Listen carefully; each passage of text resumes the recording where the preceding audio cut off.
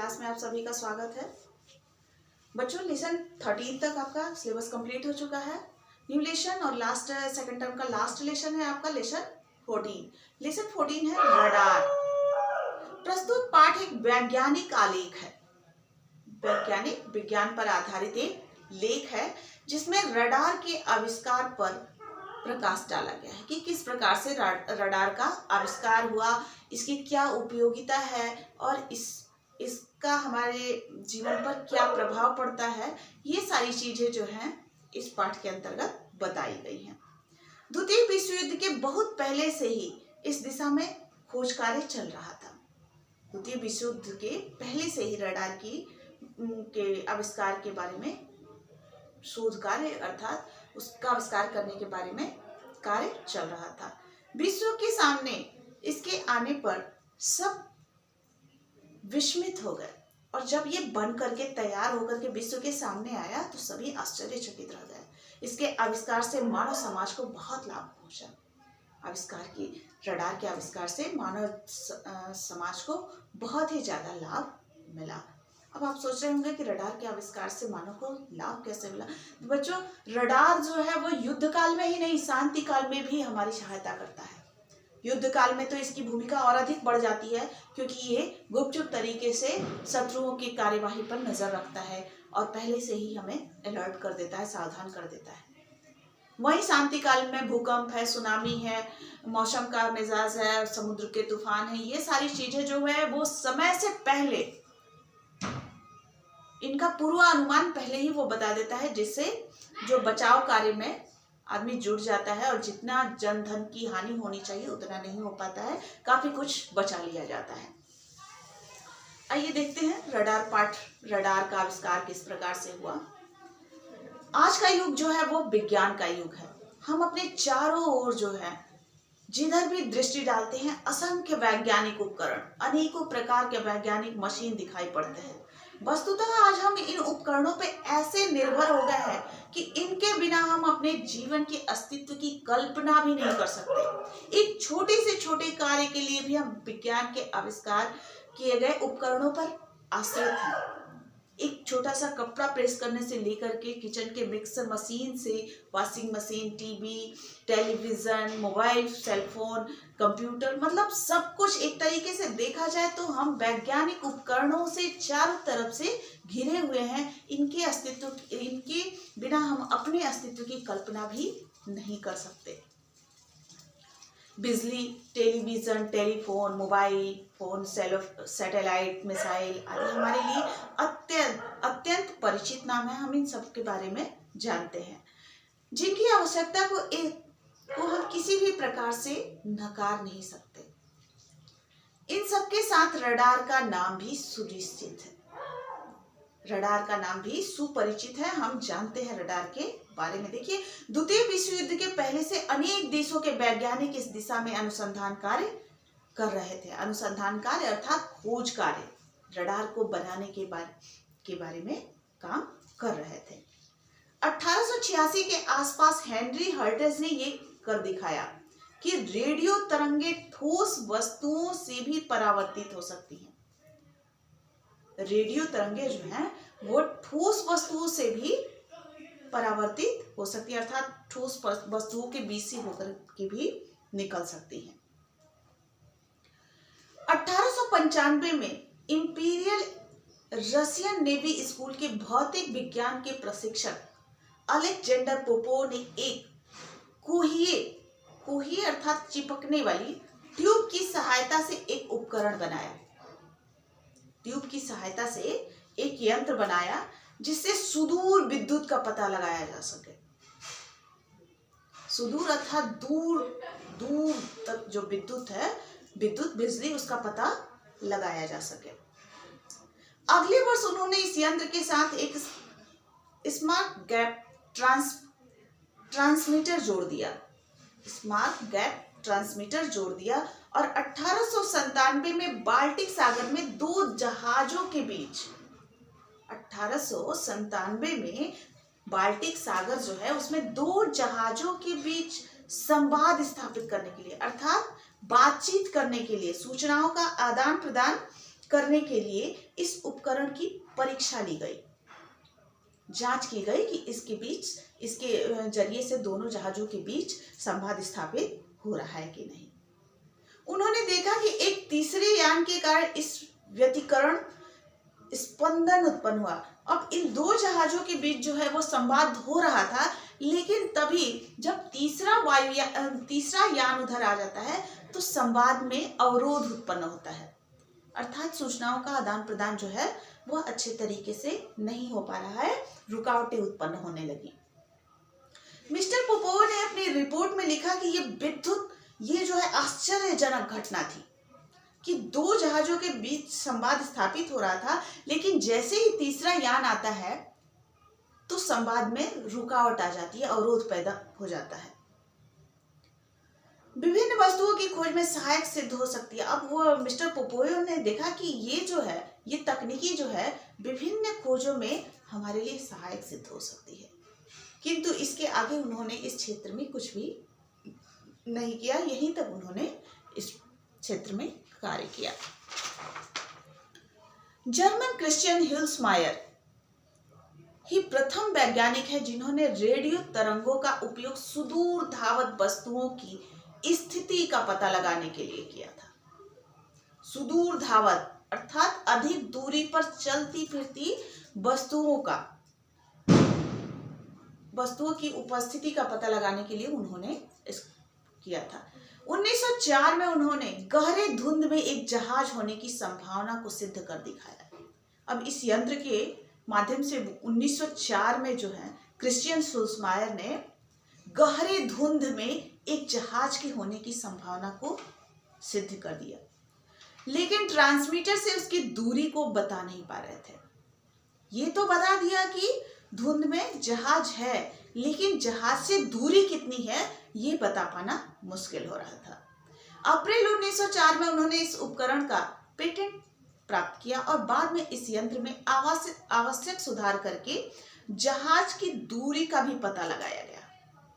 यंत्र में कुछ और सुधार किए गए और इससे जहाज की दूरी का भी पता लगा लिया गया। 23 सितंबर 1904 को उन्होंने प्रथम संपूर्ण रेडियो एप्लीकेशन के लिए, जिसे उन्होंने टेलीमोबिलोस्कोप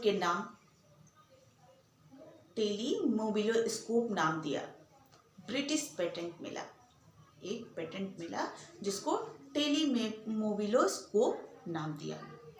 अगस्त 1917 में निकोला टेस्ला ने प्राचीन रडार यूनिट की अवधारणा का खाका बनाया, एक मैप बनाया।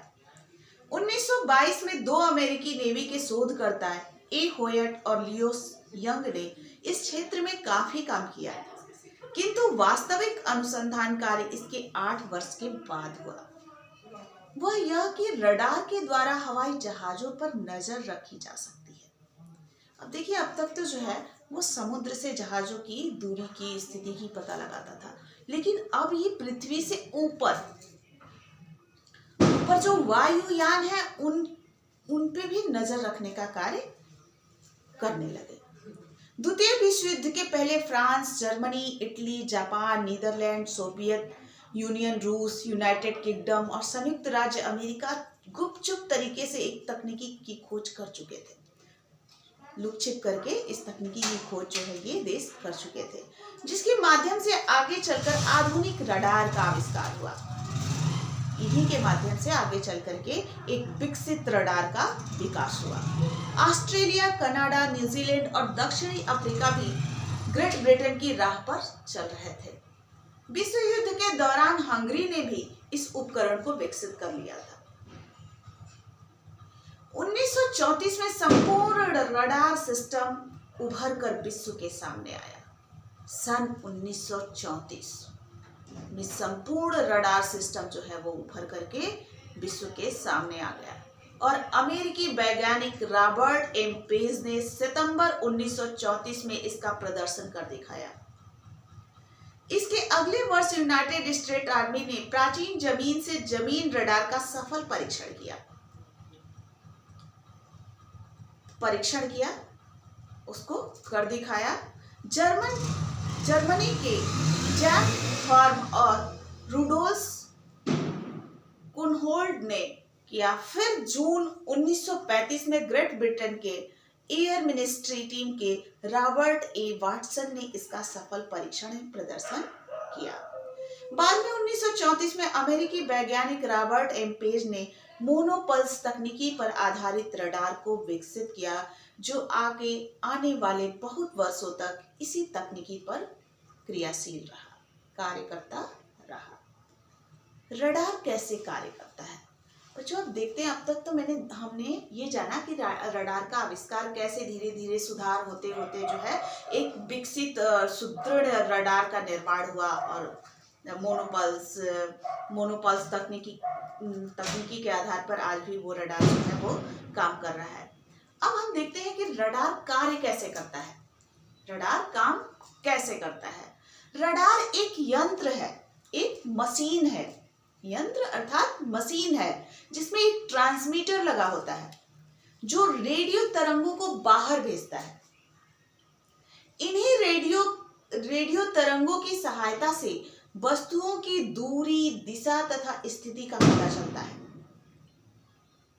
ये रेडियो तरंगे न तो खुली आंखों से दिखाई देती हैं और न ही खुले कानों से इनकी ध्वनि सुनाई पड़ती है। ये तरंगे लगभग 3 लाख किलोमीटर प्रति सेकंड की गति से ट्रांसमीटर से बाहर निकलती हैं। 3 लाख प्रति किलोमीटर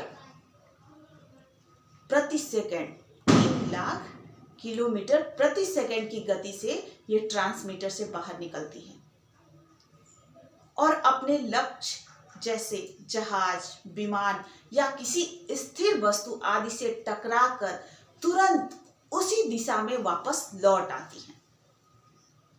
रडार का एंटीना, एरियल इन्हें ग्रहण कर लेता है, इसे आत्मसात कर लेता है कि कितनी देरी में जो है ये रेडियो तरंगे उस वस्तु तक पहुंची और कितने देर में ये लौट करके आई। तो इससे जो है वस्तु की दूरी का पता, निश्चित दूरी का पता चल जाता है। रडार में एक पर्दा लगा रहता है। ये पर्दा टेलीविजन के पर्दे जैसा ही होता है। टीवी का जो पर्दा होता है उसी पर्दे जैसा ये जो रडार का पर्दा है वो होता है। एंटीना द्वारा ग्रहण की गई रेडियो तरंगे जिस वस्तु से टकरा कर लौटती हैं उसकी छाया उस पर्दे पर बन जाती है।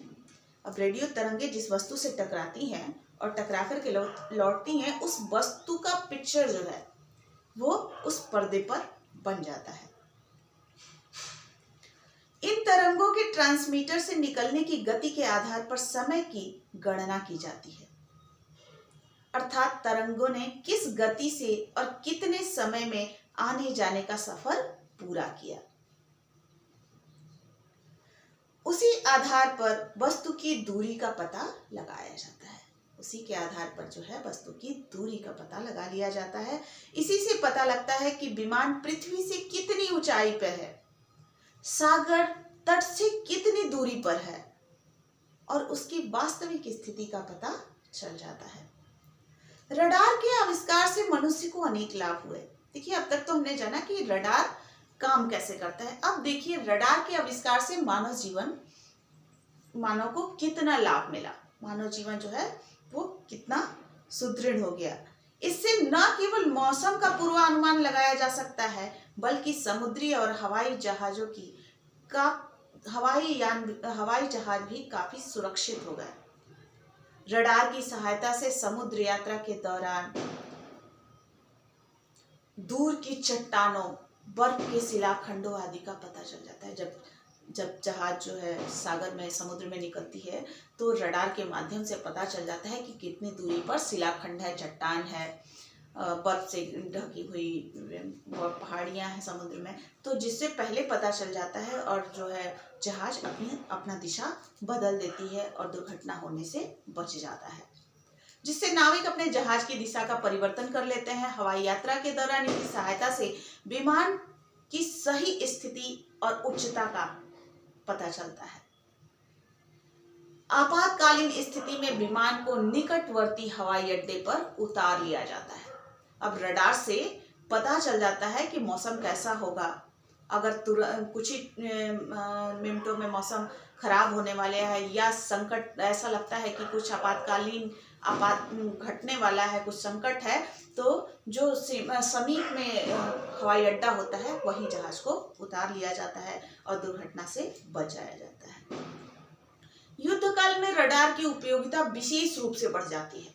जब युद्ध चल रहा होता है उस समय रडार की उपयोगिता जो है वो और भी ज्यादा बढ़ जाती है। तब रडार की तरंगे जासूसी का काम करती हैं।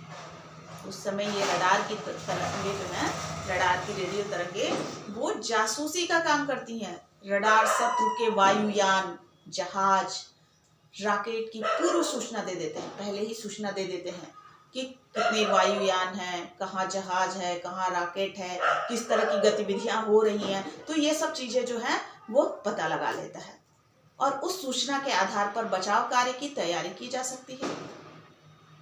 शांति काल में यही तरंगे आंधी, तूफान, मूसलाधार बारिश, सुनामी आदि की पूर्व सूचना देती हैं। पूर्व सूचना अर्थात पहले ही हमें बता देती हैं कि आंधी आने वाला है, तूफान आने वाला है, या मूसलाधार बारिश होने वाली है, या सुनामी आने वाला है। इससे जन धन की हानि को रोकने में सहायता मिलता है। अब पहले हमें पता चल जाता है तो हम अलर्ट हो जाते हैं, सावधान हो जाते हैं, समुद्री तटों से लोगों को हटा लिया जाता है, भूकंप वाला जो एरिया होता है, जो मुख्य केंद्र बिंदु होता है, वहां से भी लोगों को हटा दिया जाता है। तो इससे क्या होता है कि जन धन की हानि जो है वो कम होती है, जो जितने बड़े पैमाने पे हो जाती उस तरह का नहीं हो पाता है, बहुत ही कम हो जाती है। अतः रडार का आविष्कार किसी चमत्कार से कम नहीं है, यह आधुनिक विज्ञान की बहुत बड़ी उपलब्धि है।